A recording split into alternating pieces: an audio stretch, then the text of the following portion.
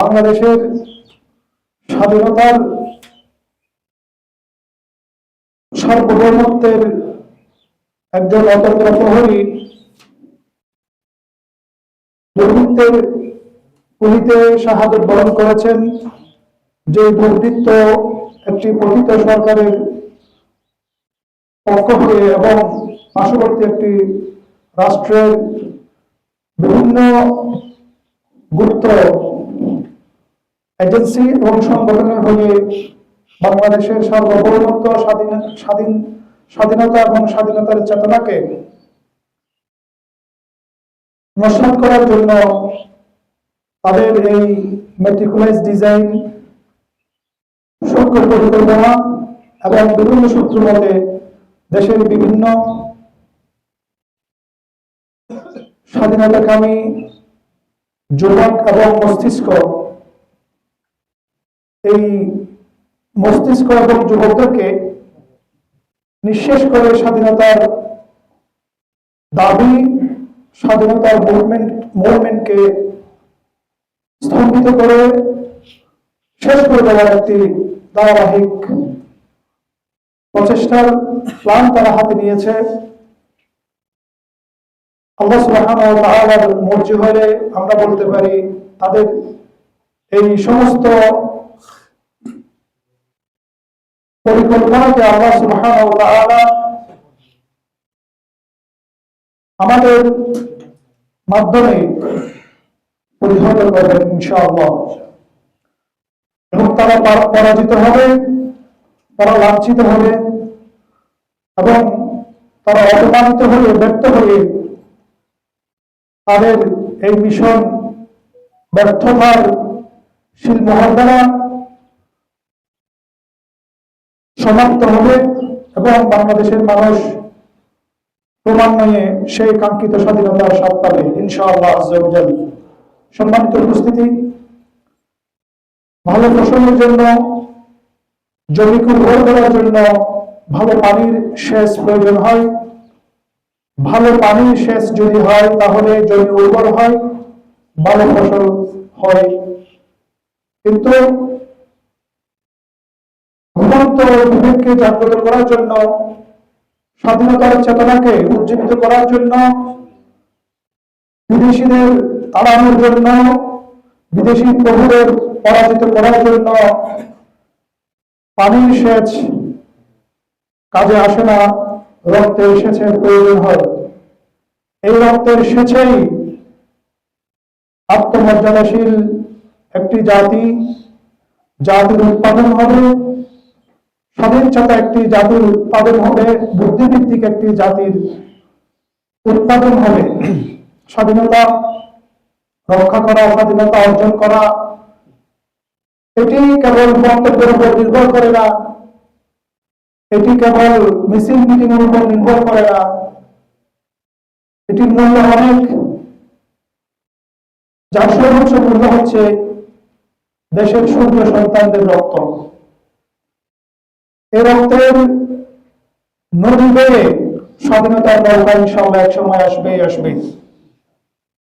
যারা এই পথে আল্লাহর কাছে চলে যাচ্ছেন, আমরা তাদের জন্য আল্লাহর দরবারে দোয়া করতে পারি, তাদেরকে যেন আল্লাহ সুবহানাহু ওয়া তাআলা শাহাদাতের মর্যাদা দান করেন, আমিন। সম্মানিত উপস্থিতি, সতর্ক থাকবেন, সজাগ থাকবেন। এই সৃষ্ট নৈরাজ্যময় পরিস্থিতিতে আমাদের অনেক কিছু করণীয় আছে। আমাদের বুদ্ধিভিত্তিক পদক্ষেপ গ্রহণ করা, অথেন্টিক নিউজের সোর্স যাচাই করা এবং দেশের আইনের প্রতি শ্রদ্ধাশীল রেখে আমাদের প্রতিক্রিয়া জানানো উচিত। গুজব নির্ভর প্রতিক্রিয়া থেকে আমাদের সরে আসা উচিত। দেশের সম্পদ হানি হয়, নিরীহ মানুষজন আক্রান্ত হয়, এমন প্রতিক্রিয়া, এমন পদক্ষেপ থেকে আমাদেরকে বিরত থাকা উচিত। ইয়া আইয়ুহাল্লাযীনা আমানু ইন জাআকুম ফাসিকুন বিনাবাইন ফাতাবায়ানু আন তুসিবু কওমান বিজাহালাতিন ফাতুসবিহু আলা মা ফাআলতুম নাদিমিন। হে মানুষ সকল, হে মুমিন সকল, যদি কোনো দুর্বৃত্ত তোমাদের কাছে এমন সংবাদ নিয়ে আসে যেটি সামাজিক, ব্যক্তিগত বিভিন্ন পর্যায়ে গুরুত্ব বহন করে। এমন সম্পদ যদি কেউ নিয়ে আসে তাহলে তোমরা সেটি জাস্টিফাই করো। কোন পদক্ষেপ নেওয়ার আগে ভুল পদক্ষেপে তোমরা হয়তো পরবর্তীতে লজ্জিত হতে পারো।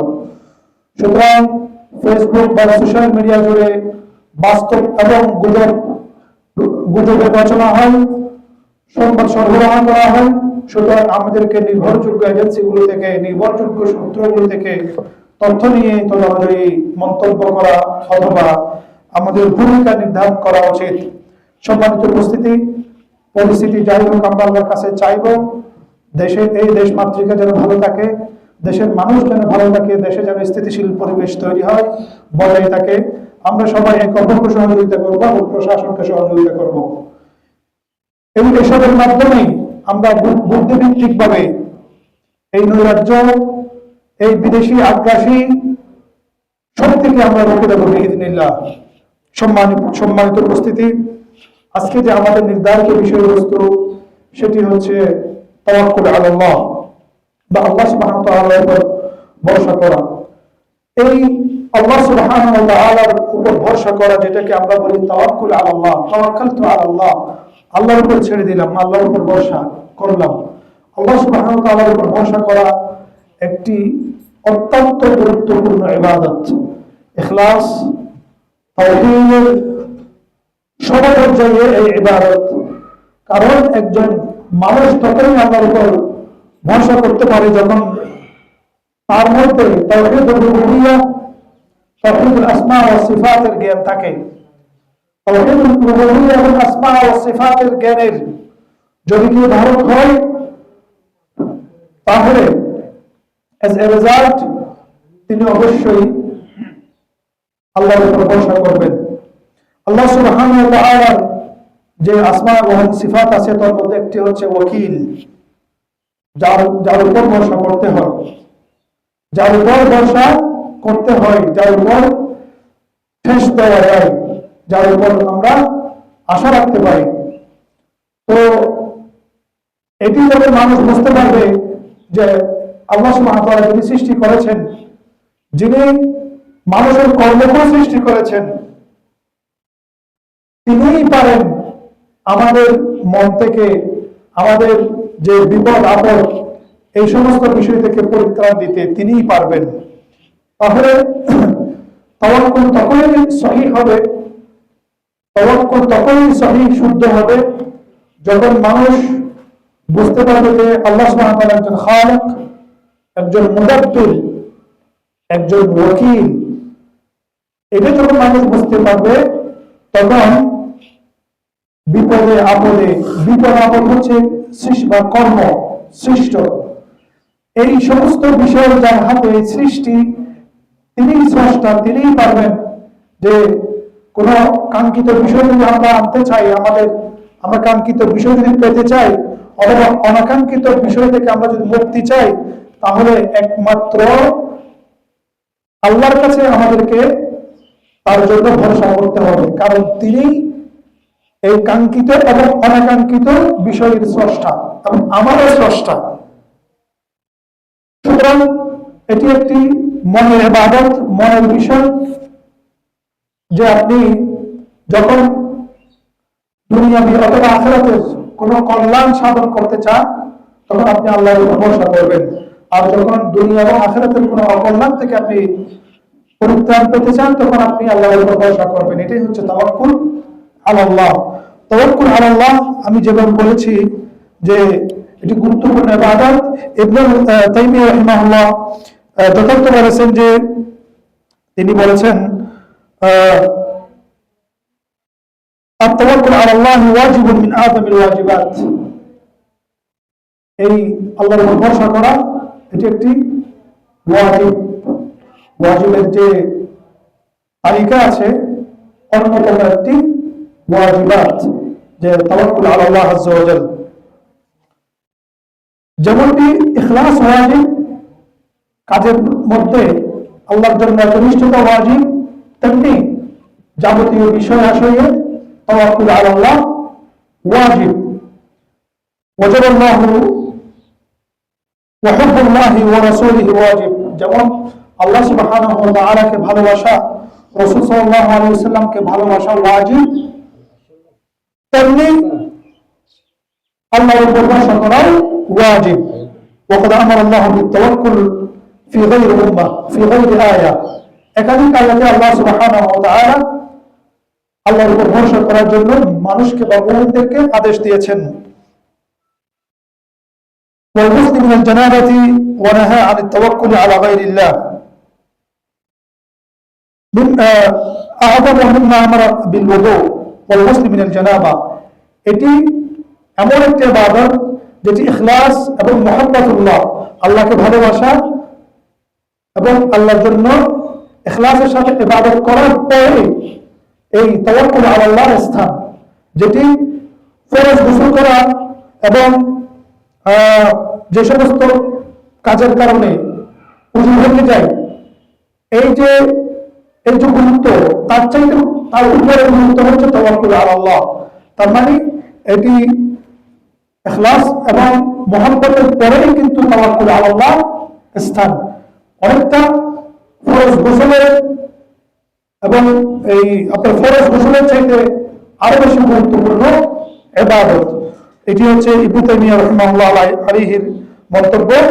আর তিনি শেষ করেছেন তার মন্তব্য, ওয়া নাহা আন তাওয়াক্কুলি আলা গায়রিল্লাহ, অন্য কারোর উপর ভরসা করা নিষেধ করেছেন আল্লাহ সুবহানাহু ওয়া তাআলা। আল্লাহ সুবহানাহু ওয়া তাআলা বলেছেন, ফাতাওয়াক্কাল আলা আল্লাহ ইন্নাকা আলাল হাক্কিল মুবিন, হে নবী আপনি আপনার বিভিন্ন আশয় বিষয়ে আল্লাহর উপরে ভরসা করবেন। ফা'বুদহু ওয়া তাওয়াক্কাল আলাইহি, দেখেন আর অন্য আয়াতে বলেছেন ফা'বুদহু ওয়া তাওয়াক্কাল আলাইহি, আপনি আল্লাহর উপর ভরসা করেন, আল্লাহর ইবাদত করেন এবং তার উপর ভরসা করেন। ইবাদতের সাথে তাওয়াক্কুলকে নিয়ে আসার একমাত্র উদ্দেশ্য হচ্ছে তাওয়াক্কুল আলা আল্লাহ এর গুরুত্ব বোঝানো।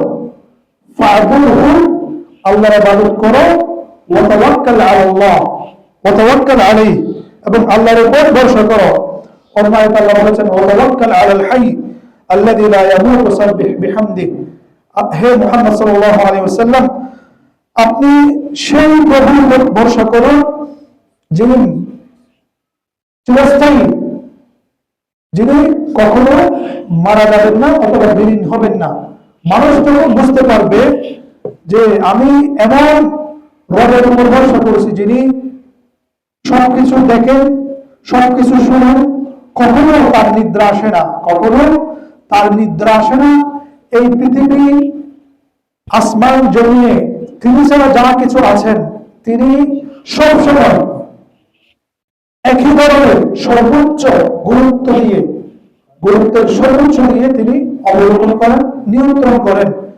আল্লাহ সুবহানাহু ওয়া তাআলার নিয়ন্ত্রণে কখনো ভাটা উঠানামা হয় না, নিয়ন্ত্রণের মাত্রা কখনো উঠানামা হয় না।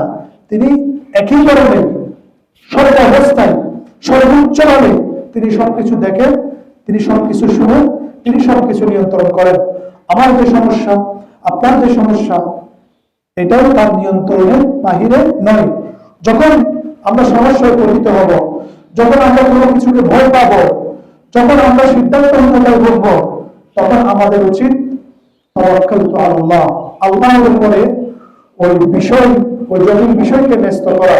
তিনিই দেখবেন। এইভাবে আমাদেরকে আল্লাহর কাছে সবকিছু ন্যস্ত করতে হবে।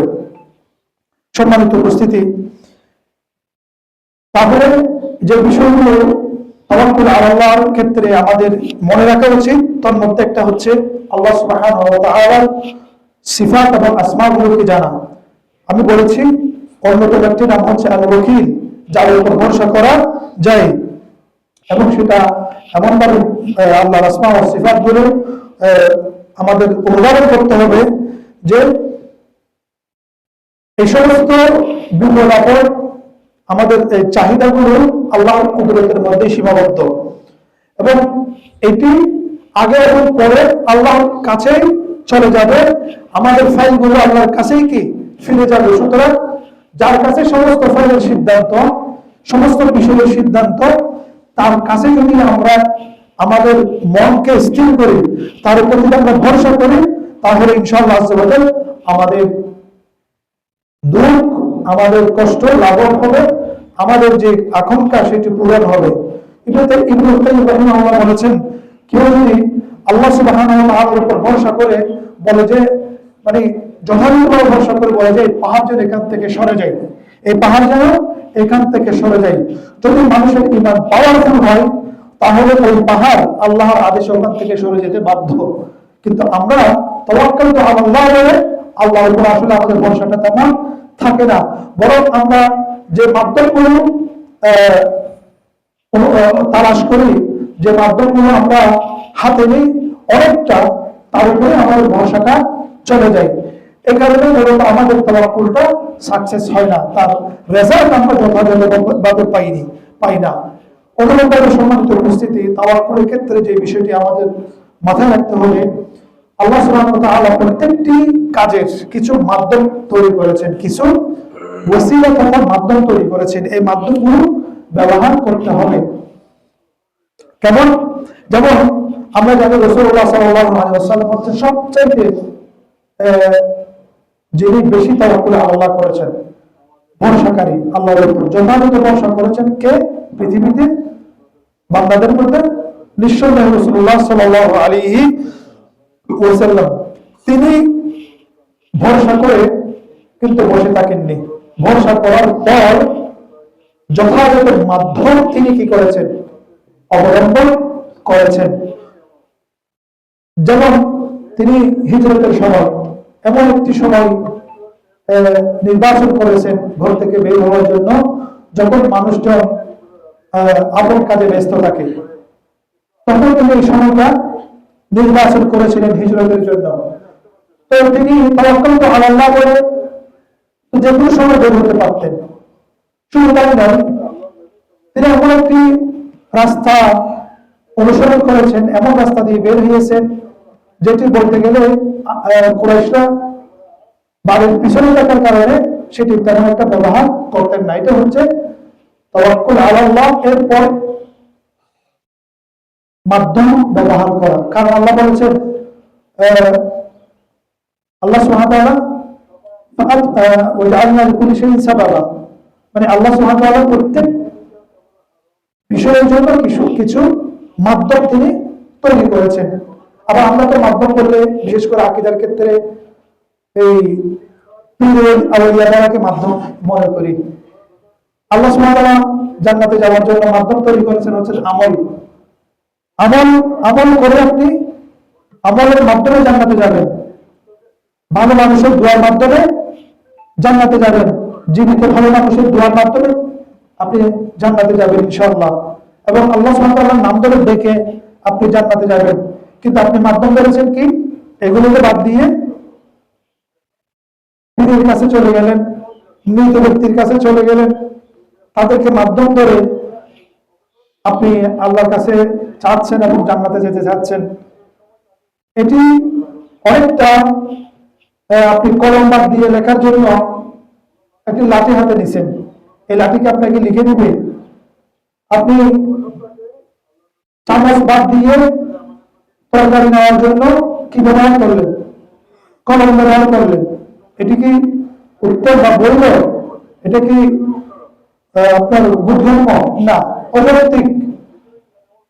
নির্দিষ্ট কাজের জন্য নির্দিষ্ট মাধ্যম আল্লাহ সুবহানাহু ওয়া তাআলা দিয়েছেন, এর বাইরে গেলে আপনি ফল পাবেন না।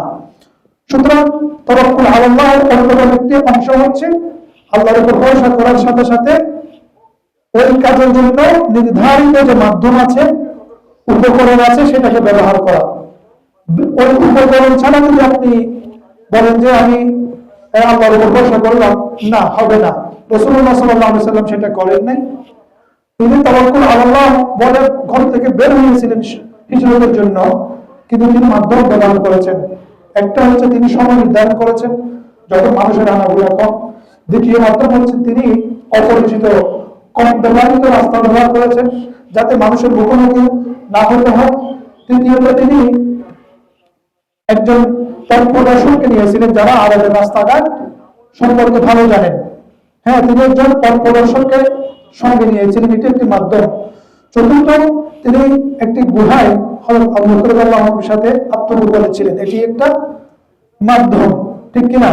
অনুরূপভাবে যখন গজওয়াতুল উহুদে আপনারা জানেন রাসূলুল্লাহ সাল্লাল্লাহু আলাইহি ওয়াসাল্লাম দুটি লৌহ বর্ম পড়েছিলেন। কয়টি? দুটি লৌহ বর্ম পড়েছিলেন। একটা শরীরের সাথে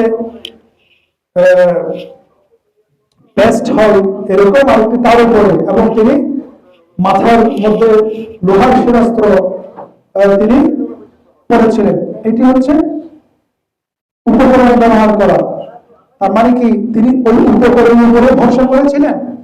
না, তিনি ভরসা করেছিলেন আল্লাহ সুবহানাহু ওয়া তাআলার উপর।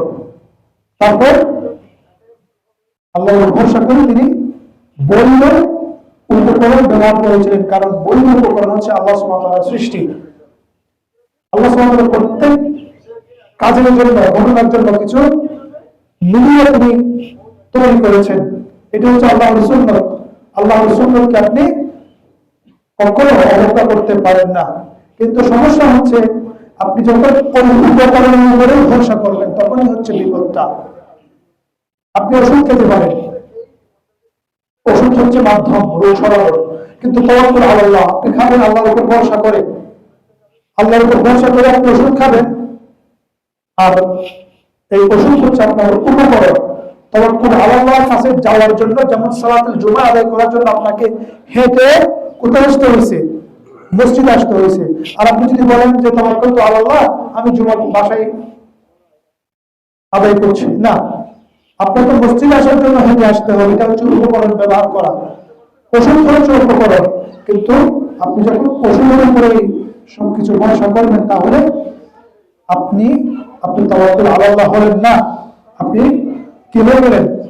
এই ম্যাটেরিয়ালিস্টিক বা পুঁজিবাদী, যারা সবসময় সবকিছু দৃশ্যতর যে পথ পদ্ধতি আছে তার উপর ভরসা করে, তারা মেধার উপর ভরসা করে, তারা যন্ত্রের উপর ভরসা করে, তারা ইন্ডাস্ট্রির উপর ভরসা করে, তারা অস্ত্রের উপর ভরসা করে, তারা বিমানের উপর ভরসা করে। কিন্তু যে বিমানকে মাঝপথে আটকে রাখে, এই যে একটা মহাকর্ষিক অভিকর্ষিক যে শক্তি যিনি তৈরি করেছেন, তার কথা তারা ভুলে যান। এখানেও বিপদ। আপনি উপকরণ ব্যবহার করবেন, কিন্তু সর্বসাকল্যে এই উপকরণের মালিক, এই উপকরণের নিয়ন্ত্রক হিসেবে মনে করতে হবে কাকে? আল্লাহ সুবহানাহু ওয়া তাআলাকে। তার উপরে আপনি ভরসা করবেন। যখন আপনার এই ভরসা স্থল যত আল্লাহর প্রতি অগাধ বিশ্বাসে পরিণত হবে, আপনার বিশ্বাসটা, আপনার ভরসা যখন আল্লাহর উপর বিশ্বাসে পরিণত হবে, আপনি যখন এটি বুঝতে পারবেন মনে প্রাণে যে বিপদ এবং এই বিপদ থেকে দূর করার ক্ষমতা একমাত্র আল্লাহর হাতে, তিনি আমাদের রক্ষা করবেন। আপনার যখন ইয়াকিন চলে আসবে, সবার উপর যখন ইয়াকিন চলে আসবে, এমন ইয়াকিন যে এই বিপদ তিনি ছাড়া কেউ রক্ষা করতে পারেন না, এমন পর্যায়ে চলে যাবেন, আপনি দেখবেন আশ্চর্যজনক পরিবর্তন, আশ্চর্যজনক ফলাফল আপনি লক্ষ্য করবেন। আমাদের সমস্যা হচ্ছে আমাদের ইয়াকিন দুর্বল। আমরা ম্যাটেরিয়ালিস্টিক তথা এই পুঁজিবাদী মানসিকতা আমাদের মধ্যে চলে এসছে, বিদায় আমরা তাওয়াক্কুল আলাল্লাহ এটার রেজাল্ট পাই না।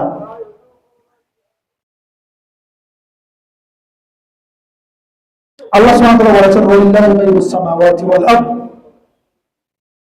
আসমান জমিনের গায়েব অদৃশ্য জ্ঞান কেবল আল্লাহর কাছে সংরক্ষিত। ইয়ারজিউ আল আমরু কুল্লুহু ইলাইহি আল আমরু কুল্লুহু, তার কাছেই সবকিছুর চাবিকাঠি, সবকিছুর নিয়ন্ত্রণ আল্লাহর হাতে। বিপদ আপদের নিয়ন্ত্রণ কার হাতে? আল্লাহর হাতে। ঘটনা ঘটানোর নিয়ন্ত্রণ কার হাতে? আল্লাহর হাতে। অনেক সময় দেখা যায় প্ল্যানিং করা হয়, এই বল ব্লাস্ট হয় না, উপকরণ মাঝে মধ্যে ফেলিয়ার হয়, উপকরণ মাঝে মধ্যে কি হয়? ফেলিয়ার হয়। কারণ আল্লাহর হুকুমে সেটি ব্লাস্ট হয়নি। আল্লাহর ইচ্ছা হয়েছিল যে এখানে কাউকে বাঁচিয়ে রাখতে হবে, অথবা এখন কাউকে শেষ করে দিতে হবে, তখন তিনি উপকরণগুলোকে অচল করে দেন। এই অচল করার ক্ষমতা একমাত্র আল্লাহর হাতে। আল্লাহ বলেছেন, এটা বিশ্বাস করার পর আল্লাহর উপর ভরসা করেন, ওমা রাব্বুকা বিগাফিলিন আম্মা তা'মালুন। আল্লাহ আপনারা যা করেন, মানুষ যা করে আল্লাহ সে বিষয়ে উদাসীন নয়, তিনি সম্যক জ্ঞান রাখেন। সুতরাং কি হচ্ছে, কি হবে, কি না হবে সেটা একমাত্র তারই হাতে। আমরা যদি মন প্রাণকে একত্রিত করে তার উপর ভরসা করতে পারি, তাহলে আমাদের দৈনন্দিন জীবনের যাবতীয় সমস্যা বিইযনিল্লাহ আল্লাহ সুবহানাহু ওয়া তাআলা সমাধান করে দিবেন। আপনি যদি রাসূলুল্লাহ সাল্লাল্লাহু আলাইহি ওয়াসাল্লাম বলেছেন একটা হাদিসে, লাউ আন্নাকুম তাতাওয়াক্কালুনা আলাল্লাহি হাক্কা তাওয়াক্কুলি লা রাযাকাকুম কামা তুরযাকুত তায়রু তাগদু খিমাসান ওয়া তারুহু বিতানান। মানুষ যদি আল্লাহর উপরে যথাযথ ভরসা করত, তিনি মানুষকে এমনভাবে রিজিক দিতেন যেভাবে পাখিকে রিজিক দেন। পাখিরা সকালে খালি পেটে বের হয়ে যায়, তারা জানে না কোথায় যাবে, তাদের নির্দিষ্ট কোনো বাড়িতে কোনো ক্ষেত খামারে তাদের জন্য দাওয়াত দেওয়া থাকে না, তখন তারা বের হয় খালি পেটে, এবং বের হওয়ার সময় পাখিরা আল্লাহকে স্মরণ করে আল্লাহর উপর ভরসা করে বের হয়, খালি পেটে বের হয়। বিভিন্ন জায়গায় তারা চলাফেরা করে, বসে বিচরণ করে, সন্ধ্যা আস্তে আস্তে তাদের পেট কি হয়ে যায়, ভর্তি হয়ে যায়। তারা কি এমএ পাস করে, বিএ পাস করে, চাকরি করে, চাকরির খোঁজ করে না, তারা আল্লাহর উপর ভরসা করে খালি পেটে বের হয়, তারা ভরা পেটে চলে আসে। পাখিরা আল্লাহকে চিনে, পাখি, গরু, ছাগল, তারা আল্লাহ সুবহানাহু ওয়া তাআলাকে চিনে। দেখেন, এটা হচ্ছে তাওয়াক্কুল আল্লাহ ফলাফল। পাখি এবং গরু ছাগল কখনো, বা বিশেষ করে আমরা যদি গরুর দিকে তাকাই, নিঃসন্দেহে গরুর পেট মানুষের পেটের চাইতে অনেক বড়। এই গরু পেট ভরে খায়, হ্যাঁ, খালি পেটে বের হয়, পেট ভরে খেয়ে ফিরে আসে।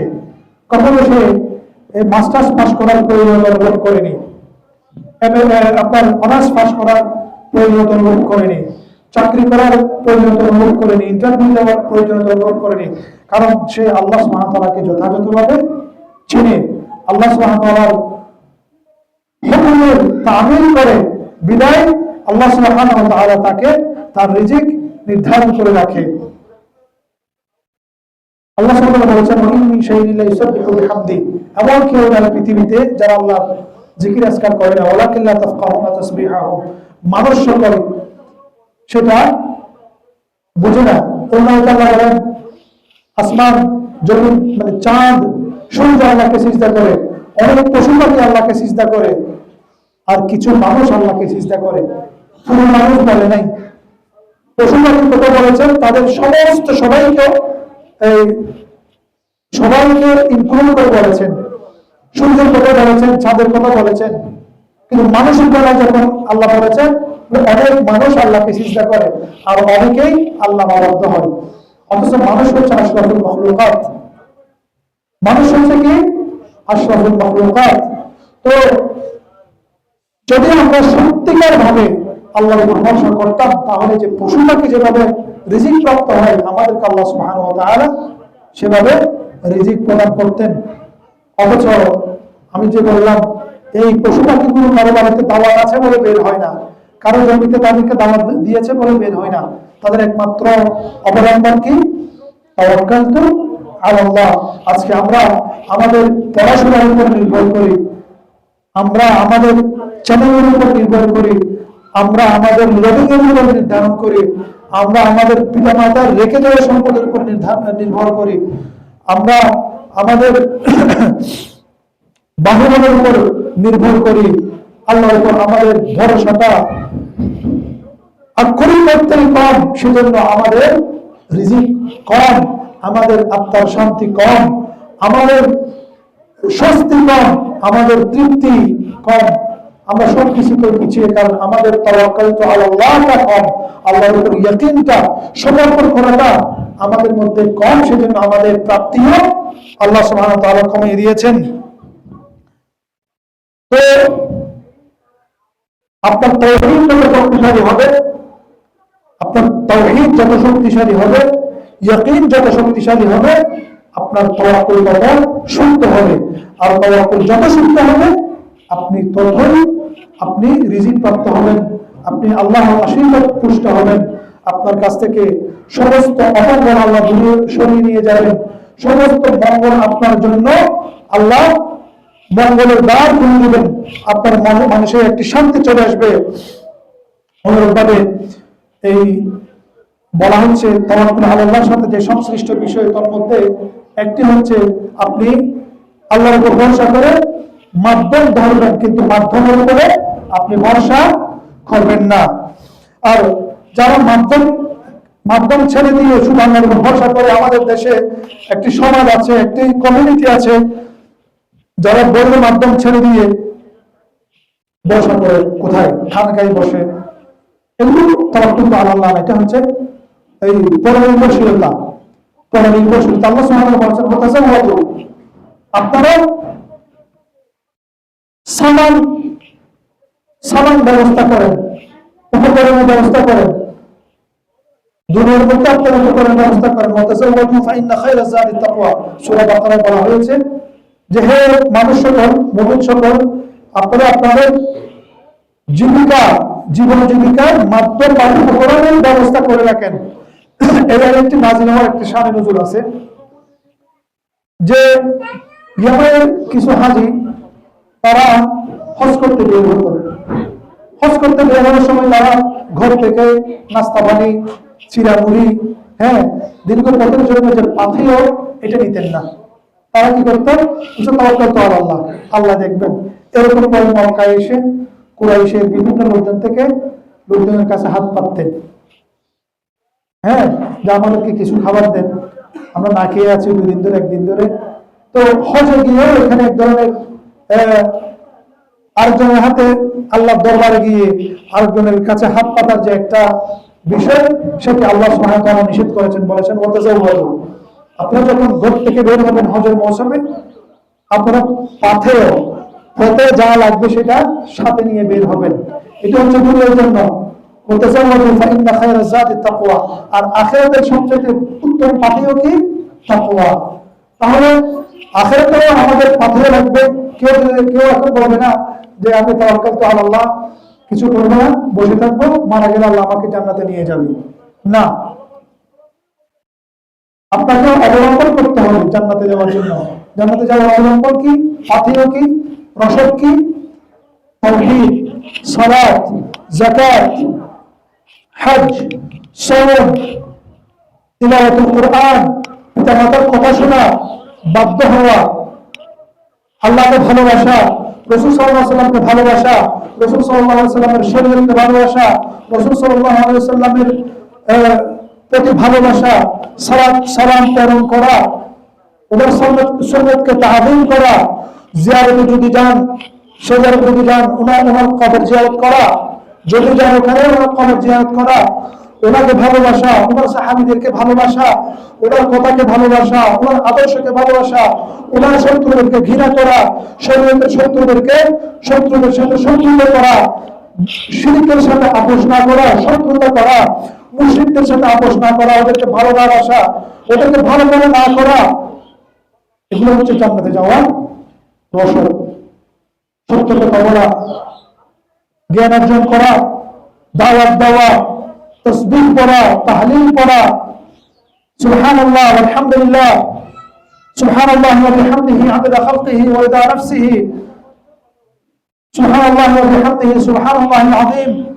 এই মিষ্টি মিষ্টি, সুন্দর সুন্দর, সংক্ষিপ্ত জিকিরগুলো সব সময় পড়া, তাকে ভালোবাসা, সুযোগ পেলে 2 রাকাত সালাত আদায় করা, সালাতুল ইশরাক, সালাতুল দুহা, এগুলো পড়ার চেষ্টা করা, নফল সিয়াম রাখার চেষ্টা করা, সালাতে আগে আসা, এই শীতকালকে গনিমতের মাল মনে করা।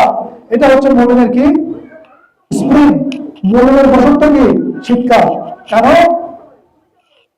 এখানে রাত থাকে অনেক লম্বা, সালাতের জন্য, আল্লাহর সাথে কথা বলার জন্য রাত।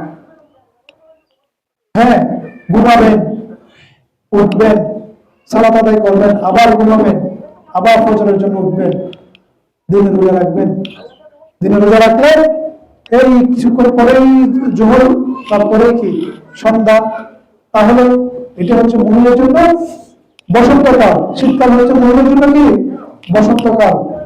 এগুলো হচ্ছে রসদ। ওইখানে তার ফকির লালসার উপরে যারা সুদখোর ঘুষখোর তাও বাটপারদের দানসত্বের উপর বসে থাকে, মেজেন্না গুস্ত খাওয়ার জন্য বসে থাকে, মানুষের বাড়িতে রুটি পিঠা তৈরি করে ওই গুনাহ মুক্তির জন্য, গুনাহ থেকে বাঁচার জন্য, সুদ ঘুষের আযাব থেকে বাঁচার জন্য যে ঘুষ দিয়ে আসে, করছে পাপ, দিচ্ছে ঘুষ। কোথায়? পাপাস্তানে। কোথায়? পাপাস্তান হচ্ছে মাজারে। ওখানকার ময়লা আবর্জনাগুলো খাওয়ার জন্য যারা বলে যে আমরা তাওয়াক্কালতু আলাল্লাহ, ওনারা নাকি ফকির, বাউল ফাউল, তাওয়াক্কালতু আলাল্লাহ, কোনো কাজ নেই, কর্ম নেই, পাপুলের উচ্ছিষ্ট খাওয়ার জন্য পাপাস্থানে বসে, হ্যাঁ, গোসল নাই, পরিষ্কার পরিচ্ছন্নতা নাই, পায়খানা করে পানি নেই কিনা সন্দেহ, প্রস্রাব করে পানি নেই কিনা সন্দেহ, তারা বলে তাওয়াক্কালতু আলাল্লাহ। এরা হচ্ছে উচ্ছিষ্ট রোগী, কারণ তারা জানে এই শয়তানের আড্ডাখানায় কিছু মানব সন্তানি করে বাঁচার জন্য সুপারি নিয়ে আসবে, ময়লার আবর্জনা নিয়ে আসবে, সেগুলো খাবে। আর তারা বলে যে আমাদের ইয়াকিন এত পর্যায়ে যে আমাদের এরাদত করা লাগে না। এরা হচ্ছে শয়তানের দোষর। শয়তান এদেরকে গুমরা করার জন্য সমন্বয় করে না। শয়তান এদেরকে কি করে দিয়েছে? ছুটি দিয়ে দিয়েছে। কারণ ওরা বশ মেনে নিয়েছে, বশতা স্বীকার করছে, জাহান্নাম নিজেদের জন্য ওয়াজিব করে দিয়েছে। তো শয়তান ওখানে আর ইনভেস্ট করে না। শয়তান ইনভেস্ট করে কার কাছে? ওই যারা তাকওয়াবান, যারা হক পথে আসতে যাচ্ছে, তাদেরকে পথভ্রষ্ট করার জন্য, তাদেরকে সাইড দেওয়ার জন্য, তাদেরকে স্কুপ ব্রেকার দেওয়ার জন্য শয়তান আসে। ওদের উপরে মানে শয়তান কি হয়ে গেছে? কামিয়াব হয়ে গেছে। এটা তো তাওয়াক্কুল আলাল্লাহ না। তাওয়াক্কুল আলাল্লাহ হচ্ছে উপকরণ আপনাকে ব্যবহার করতে হবে। দুনিয়াতে আল্লাহ বলছে মুতাজাওয়াজু, দুনিয়াতে চলার জন্য উপকরণ ব্যবহার করো, রসদ জোগাড় করো। আর আখিরাতের জন্য রসদ জোগাড় করো। সবচেয়ে উত্তম রসদ হচ্ছে কি? তাকওয়াল্লাহ, আল্লাহর ভীতি। আল্লাহকে ভয় করবেন, আল্লাহকে ভয় করবেন। অনুরূপভাবে তাওয়াক্কুল আলাল্লাহর মধ্যে আরেকটি বিষয় জড়িত, সেটা হচ্ছে কি? হুসনুল যান বিল্লাহ, আল্লাহর প্রতি উত্তম ধারণা রাখা। আল্লাহর প্রতি উত্তম ধারণা রাখা কেমন? আমরা তো জানি যে আল্লাহ সুবহানাহু ওয়া তাআলা জাহান্নাম সৃষ্টি করেছেন তিনি, জান্নাত সৃষ্টি করেছেন তিনি, আযাব সৃষ্টি করেছেন তিনি, রহমত সৃষ্টি করেছেন তিনি। তো আমার যে মুসিবত হলো, আমার যে বিপদ হলো, এটাও তো একটি কষ্ট নাকি? কিন্তু এই কষ্ট যদি আমি আল্লাহর ইচ্ছায় পতিত হই, কিন্তু আল্লাহর প্রতি আমার সুধারণাটা যেন না পাল্টাই। আমি ধরে নেব এর চেয়ে বড় অপরাধ আমি করেছি, কিন্তু আমাকে আল্লাহ সুবহানাহু ওয়া তাআলা দুনিয়ার মধ্যে এই লঘু শাস্তি দিয়ে আমার দণ্ডটাকে, আমার অপরাধটাকে তিনি কি আখিরাতে ক্ষমা করার জন্য, অথবা এটাকে লঘু করার জন্য তিনি আমাকে অল্প শাস্তি দিয়েছেন। আমি এর চেয়ে বড় শাস্তি প্রাপ্য হই। আল্লাহর প্রতি ভালো ধারণা করবেন। এখন ভয় কি? আমরা যারা কয়েকদিন এই হেদায়েতের স্কুলে আসা যাওয়া করি, হঠাৎ যদি আমাদের একটা বিপদ হয়, হঠাৎ যদি কোনো আমাদের ছেলে মেয়ে মারা যায়, ব্যবসায়িক কোনো ক্ষতি হয়, তখন আমাদের মনটা আল্লাহর প্রতি খারাপ ধারণা পোষণ করে। কি রে, ফজরের সালাত তো কয়েক মাস যাবত আমি মিস করতেছি না, তথাপি আমাকে কেন এই ক্ষতি গ্রাস করলো? আর কাউকে পাই নাই, শুধু আরো অজ্ঞান। এই যে আল্লাহর প্রতি একটা খারাপ ধারণা করা, এই খারাপ ধারণা মানুষকে জাহান্নামে নিয়ে যাবে। আল্লাহর প্রতি আপনাদেরকে, আমাদেরকে ভালো ধারণা পোষণ করতে হবে, পজিটিভ ধারণা করতে হবে। রাসূলুল্লাহ সাল্লাল্লাহু আলাইহি ওয়াসাল্লাম বলেছেন হাদিসে কুদসির মধ্যে, আনা ইনদা যান্নি আবদি বি, আনা ইনদা যান্নি আবদি বি, বান্দা আমার প্রতি যে ধারণাটা করে আমি ঠিক তেমনই। যদি পজিটিভ ধারণা করা হয়, কারণ ওই মনে হয় সাউন্ড আসতেছে, এটা একটু বন্ধ করেন। আনা ইনদা যান্নি আবদি বি, বান্দা যেখানে, বান্দার ধারণার শেষে আমার অবস্থান বলতে, বান্দা যদি ভালো ধারণা করে, আমি সবসময় তার জন্য ভালো নিয়ে আসবো, পজিটিভিটি নিয়ে আসবো। বান্দা যদি খারাপ ধারণা করে, আল্লাহ বলেন আমি তার জন্য সবসময় অমঙ্গলে নিয়ে আসবো। সেজন্য আমাদের উচিত এই পরীক্ষা নিরীক্ষার পরেও যদি আমি আক্রান্ত হই, যদি আমি আমি ডেবিট হয়, আমার ব্যালেন্স থেকে চলে যায়, আমার সন্তান চলে যায়, আল্লাহ মাফ করো, আল্লাহ আমাদেরকে রক্ষা করো। মৃত্যু হয়, বাবা মারা যান, মা মারা যান, বন্ধু মারা যান, ব্যবসা ক্ষতি হয়, আমি বলবো যে আল্লাহ তুমি আমার জন্য ভালোটাই করেছো। এটা একবার তুলে দেওয়ার পরে আল্লাহ বলেন কি, ওয়াসিআত রাহমাতি গাদাবি, আমি খুব মানে আযাবের মালিকও আমি, রহমতের মালিকও আমি। জাহান্নাম আল্লাহ সৃষ্টি করেছেন, জান্নাত আল্লাহ সৃষ্টি করেছেন, কিন্তু আল্লাহ বলতেছেন কি, আমি লিখে নিয়েছি যে আমার রহমত গজবের উপর কি হবে, বিজয়ী হবে। আমার রহমত গজবের উপরে বিজয়ী হবে। সুতরাং আপনি যখন একবার দুবার আল্লাহর পরীক্ষায় উত্তীর্ণ হবেন, আক্রান্ত হওয়ার পরেও যখন আল্লাহর প্রতি ভালো লাগা পোষণ করবেন যে আলহামদুলিল্লাহ এটা আল্লাহর পক্ষ থেকে আসছে, ওই যে ইন্না লিল্লাহ আল্লাযীনা ইযা আসাবাতুহুম মুসিবা, এই ঘড়িটা কি সচল? আমি ওটা দিকে লক্ষ্য করে বারবার এই ঘড়িটা ঠিক করবেন। আমি দুইবার ওখানে দেখলাম যে হ্যাঁ একটা ঘড়ি, এখানে সামনে একটা ঘড়ি দিবেন। যাই হোক,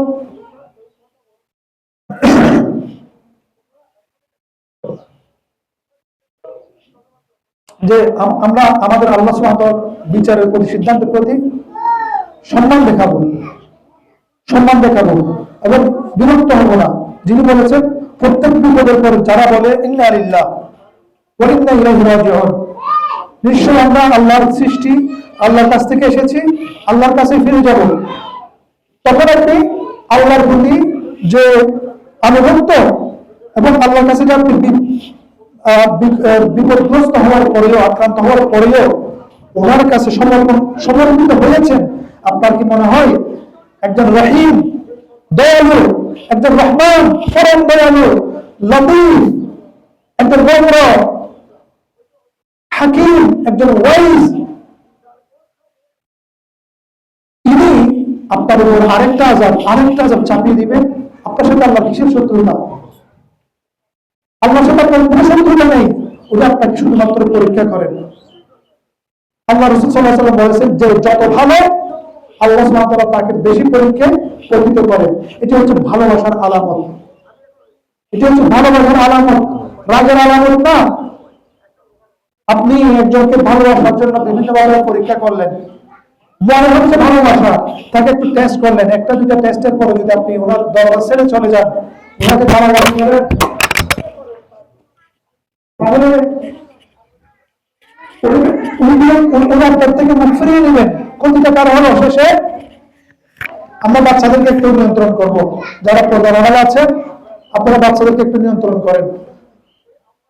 পরীক্ষার হল ছেড়ে আপনি একটা দুটো পরীক্ষা দিয়ে বিরক্ত হয়ে যদি পরীক্ষার হল ছেড়ে চলে যান, রেজাল্ট কি আপনার পক্ষে আসবে? না।